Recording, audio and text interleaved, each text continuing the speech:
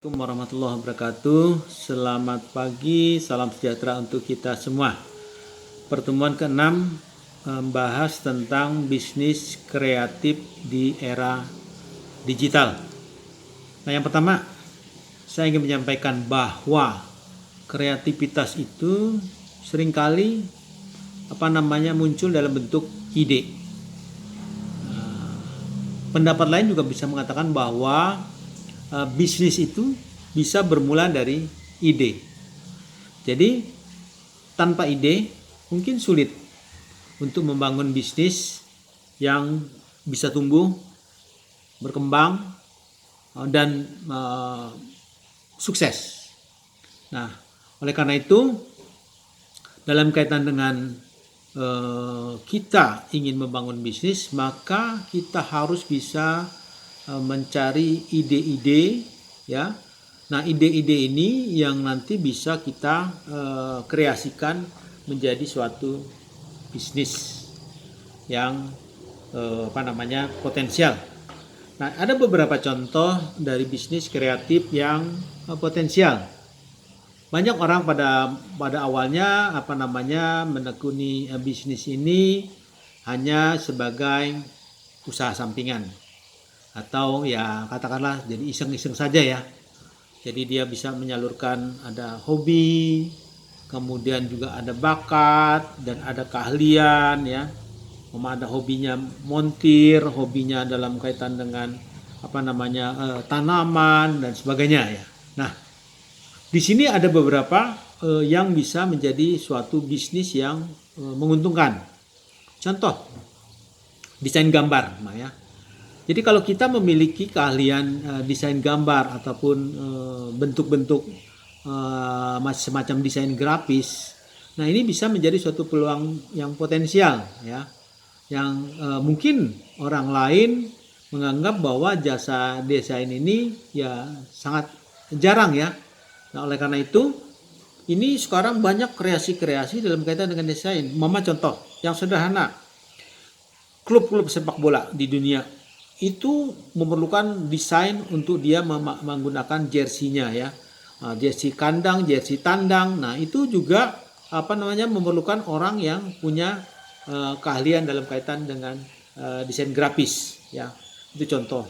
Kemudian logo-logo olahraga atau bisa saja kita mendirikan kafe, kita perlu gambar. Nah, yang banyak sekarang yang masih berkembang seperti cutting sticker untuk mobil atau motor ya. Nah, kemudian bisa dalam kaitan dengan fotografi ya, untuk seperti Photoshop ya dan sebagainya. Nah, ini adalah bentuk desain gambar.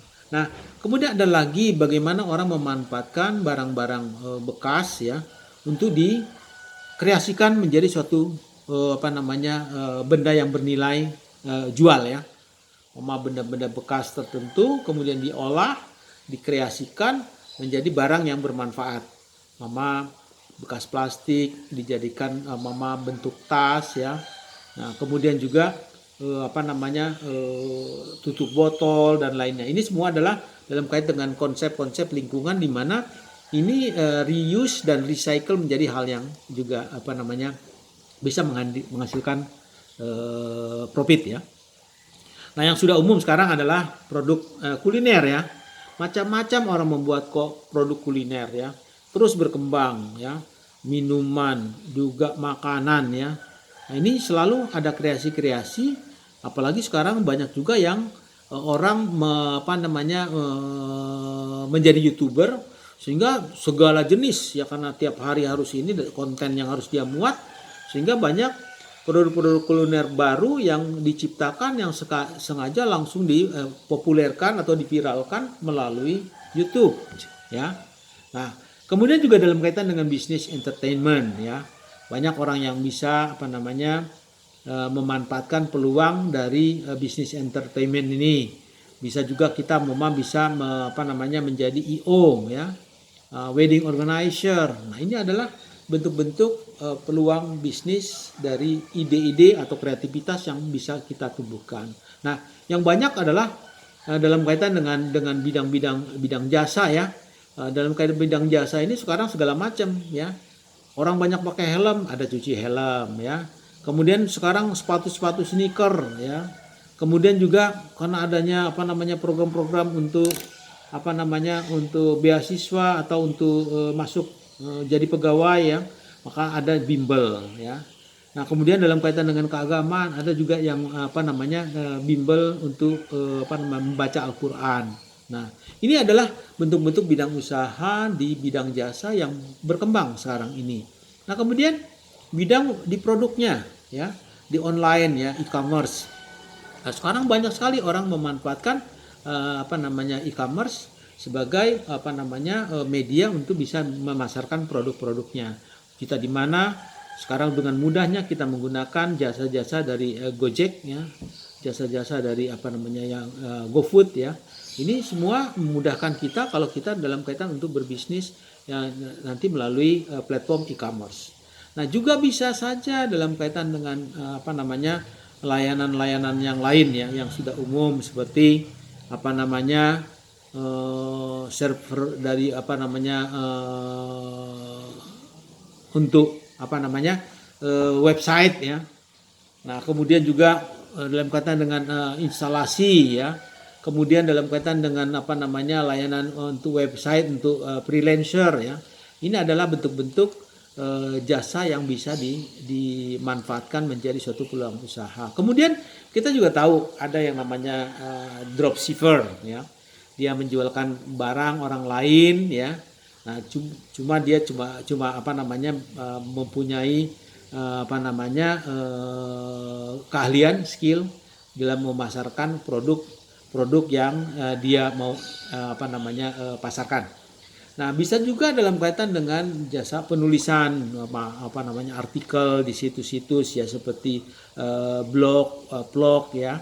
Nah, bisa juga kita menjadi influencer atau blogger profesional. Nah, ini semua adalah hal-hal yang sangat memungkinkan bagi setiap orang dalam ilmu kewirausahaan bisa dimanfaatkan menjadi suatu peluang usaha yang bisa menghasilkan uang ya. Nah, keterampilan apa yang dibutuhkan? Kalau kita ingin seperti tadi punya ide-ide kreatif, tentunya banyak hal yang harus kita lakukan. Kalau kita dalam bidang IT tentunya kita harus banyak mempelajari hal-hal yang terkait dengan IT. Nah, untuk itu tentunya kita harus fokus. Kita harus ikut dengan program-program yang diadakan di webinar atau workshop ya.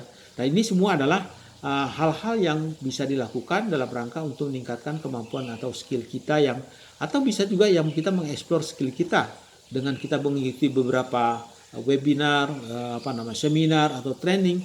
Kita tahu bagaimana potensi yang ada di diri kita. Nah, di samping itu tentunya adalah bagaimana kita mampu untuk bisa berorganisasi, terus mau belajar, dan tentunya harus ada passion ya, harus ada minat tadi.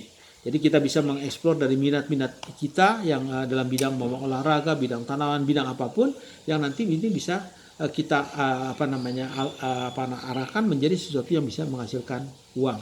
Nah, tentunya ya kita harus banyak juga mendengar dari banyak orang ya.